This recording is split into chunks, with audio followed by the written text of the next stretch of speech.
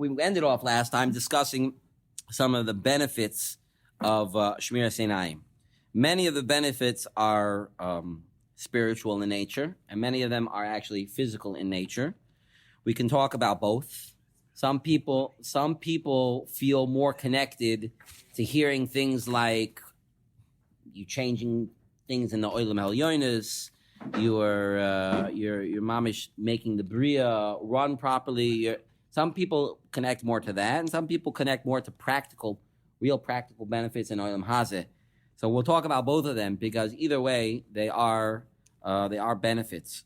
The Yalkut Shimoni brings that Hashem says that if you give him your heart and your eyes, then you are with Hashem. Then you're with him. Then you're together with Hashem. That's you're connected. What do you mean give him? Like, meaning he gives us the you give him give him your eyes and your heart means that you're willing to stop yourself from looking at certain things because you want to be kadosh.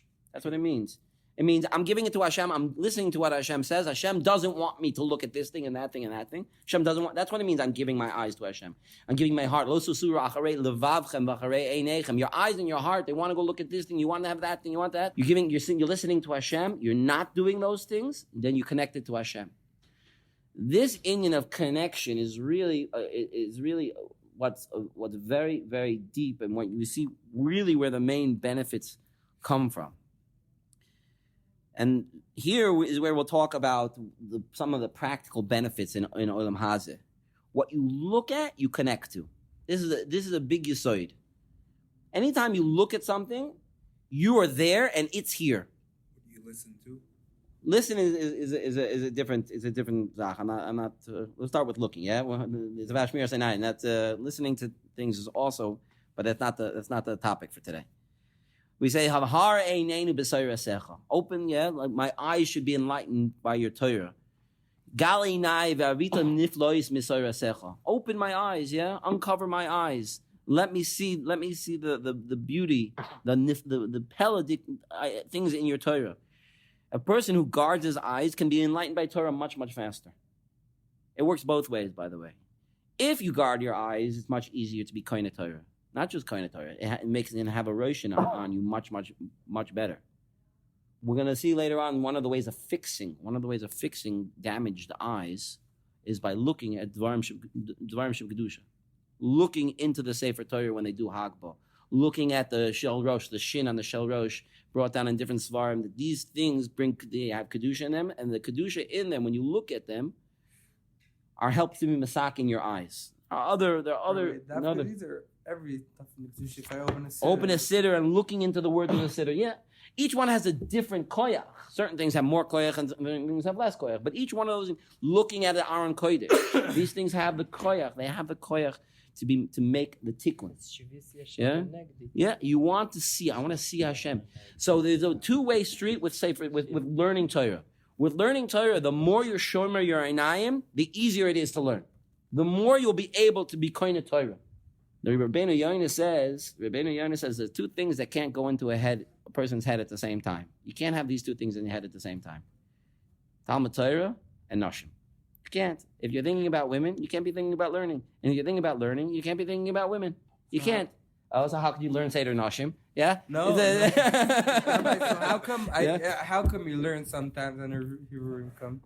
So, we discussed this in the past. When you're you're not actually learning. We said that is not true. No. It means you're learning good. This is what we discussed the other week. We said that it's Gufa. It shows that the Yetzer Hara is not happy with you. The Yetzer Hara wants you to stop that kedusha that's going on in there, and he tries to push himself in. Adrabah. Sometimes we said last time you're in the middle of Shemona Esrei, and all of a sudden, boom! It goes into my head. How did that happen? How did it get into my head? Boom, at this moment when I'm in the Shemona Esrei. Am I such a Rasha? No, you're not such a Rasha. Adrabah, you're so kadosh. Because you're so kadosh, that's why the Yetzer Hara can't take it. Lamaise, getting back to our point, is that Torah works both ways. If you are Shomer Einayim, it's much easier for Torah to go in. And if you learn Torah, it's also easier to be Shomer Einayim. The more a person learns, the Torah itself has this amazing ability, whether it's just mystical or it's actually very practical, that when a person is learning Torah, he has the Shemira. and he is protected. So the more a person takes his Torah learning seriously, the more he'll be protected. The less he takes it seriously, he's only here. So it won't create such a Shemira. And again, it works the other way. The more you show Einayim, the more it's easier to get in Torah. This is the practical benefit. Or Ramatis Yahweh Solomon, the Lakewood mashgiach, he writes also that when you look at something aser, it takes away your excitement to do mitzvahs. The question: Why does it do that? Why did it? It's metamte metalev. It takes away. So Rabbi Michal Yehuda Lefkowitz Zatzal, he explains it also a little, but he explains it a little bit better. And this is what I started to talk about last week. FOMO. Yeah, everybody heard the concept FOMO, fear of missing out. Now, I don't think Rabbi Michal Yehuda uses the word FOMO, but the cloud that he says. I think he had FOMO. Yeah. The cloud that he says works to explain how we can combat, how we can fight this problem. When a person looks, you connect. You're looking at somebody, we connect. You're looking at somebody across the street. You're looking at that thing. That means I'm looking at that because I have shaychus to that thing. But do you really have shaychus to that thing? Not really. You just happen to be looking at it. But by looking at it, it's as if I am connecting. I'm bringing it into me. And I'm over there, and it's over here. So when a person does that, what he does is he's basically saying, I have shaychus to that, and I have shaychus to that, and I have shaychus to that, and I have shaychus to that. And then the next logical thing is, hey, if I have shaychus to all those things, how come I'm not really getting it? If I have shaychus to it, how come I'm missing out on it? I do have shaychus to it, so I'm missing. So every time there's something out there something else that I can get, and I feel like I'm not really getting it, so I feel like I'm missing out.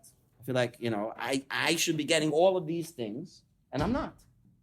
When a person guards his eyes and says, I don't have shaychus to this, and I don't have shaychus to that, what he's doing is he's building walls around himself. By building a wall, there's a wall in front of us. I don't have shaychus to the thing beyond the wall. I'm inside. The topic here is not to scare you into doing something or to brainwash you into doing something. This is something, a very choshuv inyan, and we need to understand the inyan, and everybody who wants to work on it should have the tools to work on it, and that's it. When a person guards his eyes, what he does is he creates walls around him. On his own, he does that. He says, things on the street are not shaykh to me. The girl that's walking on the other side of the street, I do not have to look at her because she's not shaykh to me. The one that's on the screen, I do not have to look at that because that's not shaykh to me. If that's not shaykh to me, what I'm doing is I'm creating a wall between me and that thing. And once I have the wall, just like I am not connecting outwards, they're not connecting inwards either.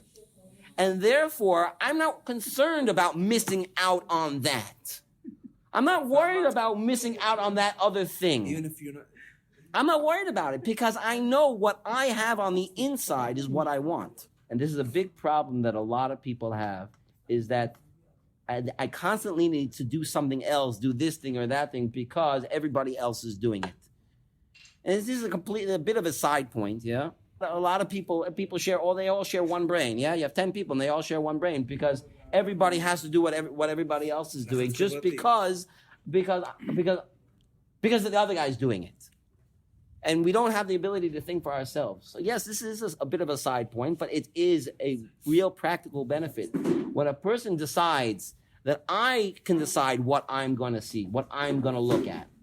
And if a person does that, so then they can have their own sense of self-esteem, and I don't feel like I'm missing out because anything that I want to be part of, I will be part of, but I don't have to look at something out on the outside and feel like I'm missing out. I'm not. I'm b'chlal not missing out. I'm inside where I put myself. Is an amazing thing, especially in our world today where you're being bombarded all the time.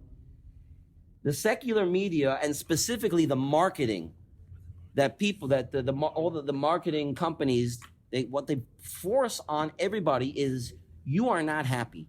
You know why you're not happy? Because you don't have an ice cold Coca-Cola.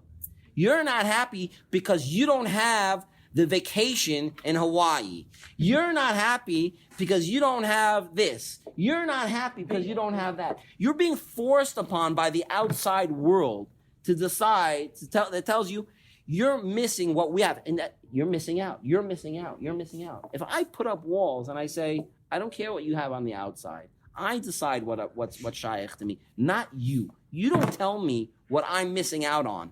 I know exactly who I am, and I know exactly what's really meaningful in life. And I am not going to be pushed into saying I'm disappointed with my life or I'm missing out on something in life just because you say it. Lamaisa, that is what Shemiras Einayim does for us. It creates us our own personal wall surrounding us, protecting us, that we can really be ourselves.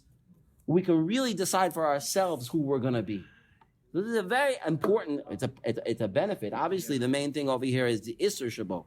But a real, very important practical benefit is that you can create your own self. You can create your own self without being forced upon by other people, without other people deciding who you're going to be and what you're going to be and what you need in order to be happy in life. Unfortunately, we live in a world like that where people they decide whether or not they're happy based on the way other people view them. Other practical benefits to Shemiras Einayim: remembering your learning in the Olam Haba, the places that Hakadosh Baruch Hu sets aside for people who overcome these nisyonis, mamish, in the inner circle in Olam Haba. We see that even the Amoroim, Rav Sheshes, Rav Yosef, they were very happy being blind, Lamaisa, because they were able to keep their eyes pure. They didn't have a problem because they were blind. And Lamaisa, we know that even secular sources say that the more a person looks at things that are disgusting or inappropriate, or he physically damages his eyes. They physically are damaged. You're gaining something on a physical level by being Shemiras Einayim, not just on a spiritual level. These are all things. These are all part of basically the way HaKadosh Baruch Hu created the world. Another couple of ideas that how we can help guard ourselves. Again, once we decide to guard ourselves, a person has to decide that he wants to guard himself first. We discussed learning Torah. Speaking out Torah. You speak out the words. Not only speaking out the words of Torah, but also speaking out that I am going to fight this Yetzer Hara itself gives a person strength. If a person goes onto the street and decides, I'm not going to let the Yetzer Hara beat me, I know what's going to be facing me when I walk out in the street, and I'm going to beat it. You're already half the battle. You've already, once you put it into your head, once you start off by saying, hey, this is going to happen to me as soon as I walk outside, I'm going to be ready for it. That already is half the battle you've won. Doesn't mean that every you're going to win every single time. No. But the fact that you're keeping it in the forefront of your mind, that you're thinking about it all the time, or not all the time, but the time. Think about it all the time? It's good to think about the Yetzer Hara when you're about to face the Nisayim. When you're about to face the Nisayim. When you say, Yetzer Hara is about to come to me. You say it. I'm about to face the Yetzer Hara. It always matters if you fail or not. That always matters. But you're already on the road to winning.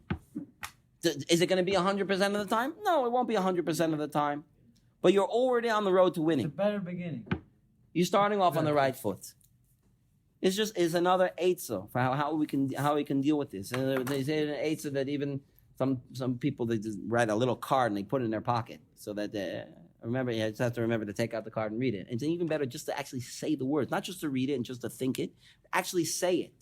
A lot of times, we don't realize that life, to a certain degree, is kind of like a video game. It's I have to face this, and I can win. I can beat this. I can beat it. But sometimes I take myself a little bit like I forget that this is something that I can actually beat, and I'm just like, what am I supposed to do? No, you actually can beat it. You actually can win. Another eitzah, maybe we'll finish with this one today. Another eitzah is creating a structure. A lot of times, if a person is living in a bit of a hefker world, where he doesn't have a schedule, he doesn't have things to do during the day on a kvias, b'kvias, so then it's very easy for the Yetzer Hara to come in there. The best friend of the Yetzer Hara is boredom. Because once you're bored, once you don't have something to do, once you don't have a structure, then the Yetzer Hara can just give you 1,000 other things to do. He can get you to look at things, he can get you to think about things. The more a person creates a structure for his day, that you create for yourself a marechet where you can grow, where the Yetzer Hara doesn't have as many opportunities. Of course, just walking out on the street is going to make it difficult for a person to have this problem. Just doing that is going to create the problem. But the more a person keeps his time and uses his time properly and focuses on what he wants to accomplish in his life, the less time for the Yetzer Hara to get in there. Yes, he'll still get in there. It's true. He will. He'll find ways. But very simple. You know, Yetzer Hara, I just don't have time for you. I'm too busy. I just want to be misakem. We talk about a lot of different eitzes, Talmud Torah, and speaking things out and creating structure. There are a lot of different eitzes. Some eitzes speak more to a person. Some eitzes speak less to a person. This eitzah really works for me, and I'm really happy with it. And some eitzes don't really work for me, okay, I'll skip that one. But the point is that we shouldn't be giving up on ourselves at all. There's so much to gain and so much to lose. Our lives are more important than anything else. And the Yetzer Hara, all he wants is to kill you. He wants to destroy you. And he promises you a good time, pleasure. He promises you this. And you know what? He even pays a little bit. He even that was really good to look at. Itaka was, he taka good. But Sophie, poor Be'emet, it's we know that it's not good. It's not good for us. We know that it's terrible for us. And the more we focus on it, even though I'm getting that instant gratification, that pleasure right now, it's not worth it. It's not worth it. The more a person puts in the effort, the more he really tries hard, he's going to gain in so many different ways, in both ruchnius and in gashmius. Both in the way he's going to create himself, build himself up, and in the way he'll build his family up ultimately. Thank you for listening. To hear more shurim like this one, go to jfoundations.com. If you'd like to support us or sponsor an episode, go to jfoundations.com/support.